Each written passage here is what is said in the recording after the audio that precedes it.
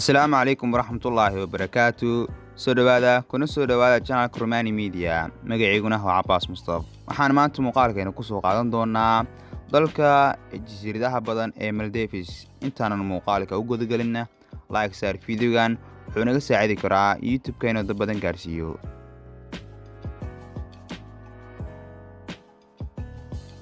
Maldives waa dal yar oo dhaco bartamaha badweynta Hindiya.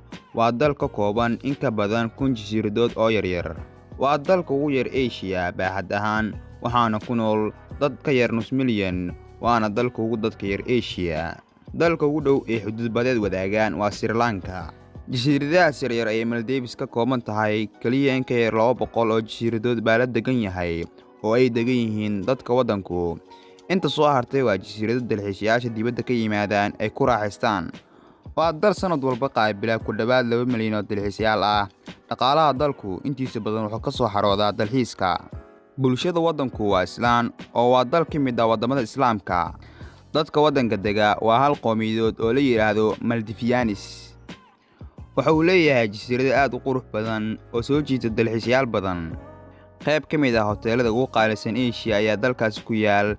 jasiiradihiis yaryar hoteelada ku yaal waxaa lagu seexdaa qaarkood habeenkii in ka badan 30 ilaa 50 kun. waa dal aad u horumarsan bulsho ahaan markii loo eego mandaqada uu dhaco ee Koonfur Asia. dakhliga soo gala dadka waddankaas sanadkii waxaa lagu qiyaasaa ilaa 20 kun.